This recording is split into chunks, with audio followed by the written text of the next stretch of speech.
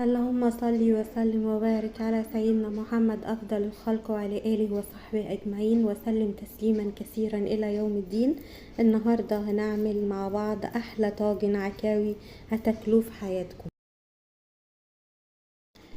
زي ما احنا شايفين كده، أنا للأسف الكاميرا ما كانتش بتصور لأن كنت بادئة من الأول، وللأسف جيت أبص ما لقيتش الفيديو ما كانتش بتصور.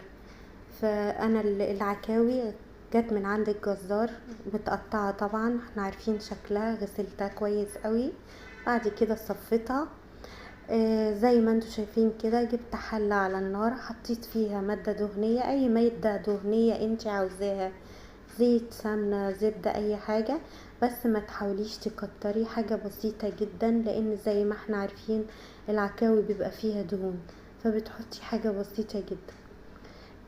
نزلت بالعكاوي بتاعتي، اديتها صدمة زي ما احنا شايفين كده، بتقلبيها من فوق ومن تحت لحد ما تبقى باللون اللي انت شايفاه ده.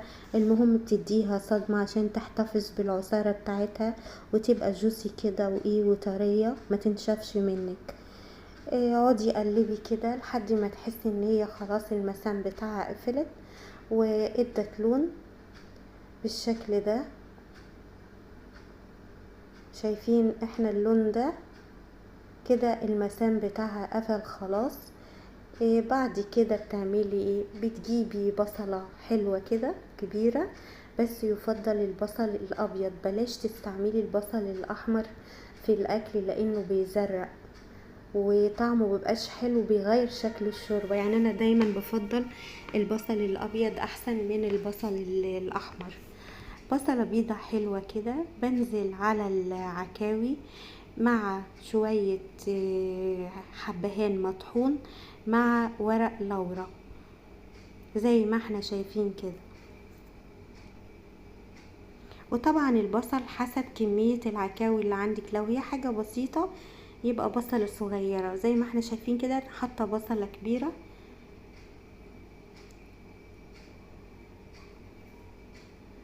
ده شوية ورق لورا، بس مش عارفة انا جايباه من عند العطار ولقيته صغير بالشكل ده، ما عادش زي زمان اللي هو الورق الكبير.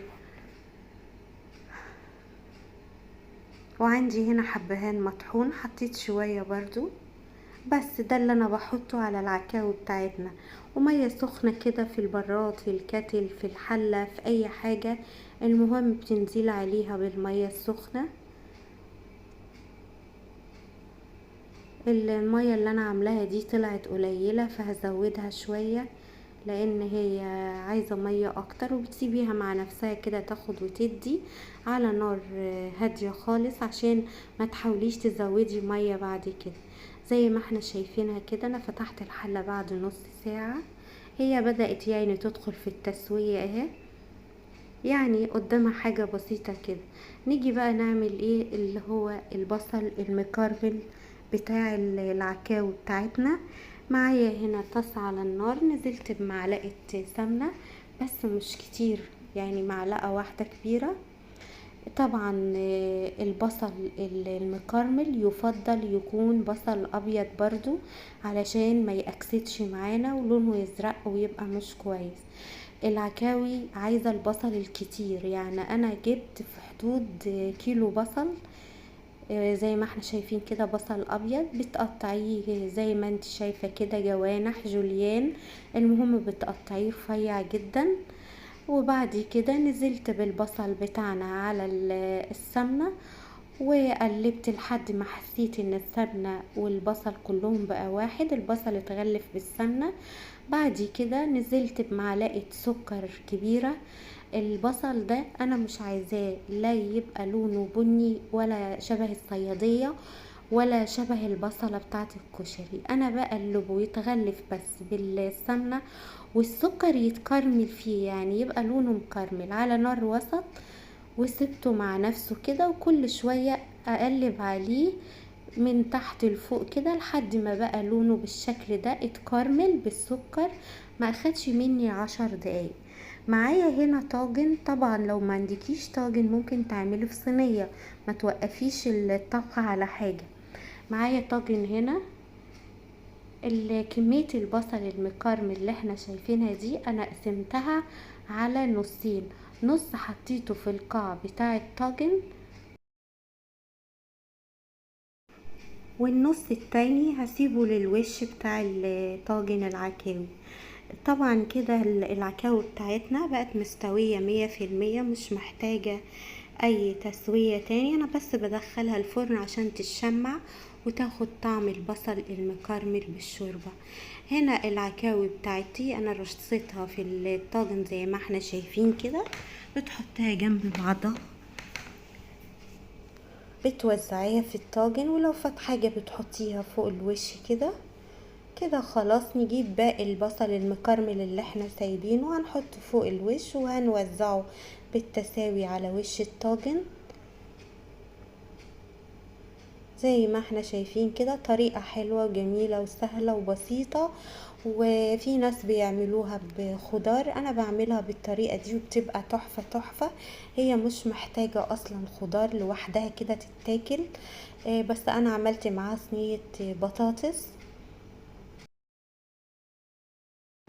بعد ما خلصنا البصل المكرمل على وش الطاجن بننزل بقى بالشوربة، اخر خطوة في الطاجن بتاعنا اللي هي الشوربة. بتجيبي شوربة العكاوي بتنزلي ب5 كبشات.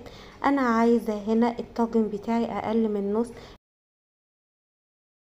لان العكاوي مستوية والبصل متكرمل، فهو بيدخل الفرن بس يتشمع عشان ياخدوا الطعم كده من بعض على درجة حرارة 180 لمدة نص ساعة في الرف الوسطاني.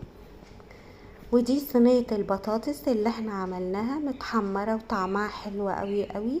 ودي العكاوي بتاعتنا اللي بالبصل المكرمل والشوربة، اللي عاوزة اقول لكم الطعم كان وهمي وجميل جدا جدا، ما شاء الله اكلة حكاية. وكان طعمها حلو قوي، والصوص كان طعمه شارب من كل حاجة. والعكاوي كانت دايبة زي ما احنا شايفين كده، يعني كانت بتنزل كده من العظم دايبة دوب، وطعمها جميل جدا جدا، والصوص بتاعها خطير قوي، والريحة كانت وهمية. وصفة خطيرة وسهلة ولذيذة، وتقدري تعمليها. ممكن تعمليها في حلة الضغط، وممكن تعمليها في صينية، مش شرط في الطاجن، ما تقفيش على حاجة. عملت معاه رز بشعرية مع صينية البطاطس. ممكن طبعا تستبعدي اي خضار او تعملي اي خضار غير البطاطس زي ما انتي عاوزة، ده اختياري ليكي. لان العكاوي لوحدها كده حكاية، والصوص بتاعها كان جميل جدا جدا. وخاصة البصل المكرمل لما اتحط في العكاوي مع الشوربة ودخل الفرن، بقوا التلاتة كده ميكس خطير، وصوص طعمه جميل قوي، فكان طعمها تحفة قوي قوي جميلة. جربوها بالطريقة دي، طريقة حلوة وسهلة وبسيطة. وزي ما احنا شايفين كده العكاوي، شايفين الصوص بتاعها اللي في الطاجن، الصوص ده كان طعمه جميل جدا جدا، والطعم وهمي، والصوص خطير جدا، والعكاوي مستوية ودايبة. تقدري تعمليها مع شوية رز بشعرية، شوية رز أبيض. جربوا الطريقة دي، طريقة سهلة وسريعة وجميلة، وطريقة مميزة جدا جدا. اعملي الخضار لوحده، ما تعملوهوش مع العكاوي، هتحسي بطعمها اكتر لما تعمليها بالبصل المكرمل لوحدها مع الشوربة بتاعتها. جربوا الطريقة دي حلوة، يعني عاوزة اقول لكم اللي انا اكلت منها وكنت عاوزة كمان من حلاوتها. شايفين الصوص بتاعها اللي في الطاجن. واتمنى تكون الطريقة عجبتكم. اشوفكم على خير ان شاء الله.